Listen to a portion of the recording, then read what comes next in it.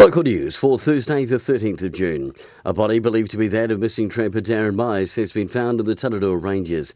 The body was located via an aerial search yesterday morning in difficult country near the base of a waterfall. The Kiwi House Price Index for last month shows an increase in all areas of Wairarapa. The average current value in Masterton is just over $382,000. In Carterton, $434,000 and South Wairarapa, $507,000.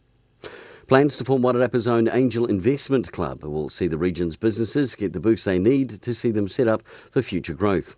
The program team working on the Wairarapa Economic Development Strategy are hosting an information evening on the 20th of June for potential investors. And in sport and Prem netball tomorrow night, Gladstone play Carterton and the college battle is on as St Matthews take on Wairarapa College. In hockey, the Dalfield men and women are both at home this weekend to Victoria University and Northern United.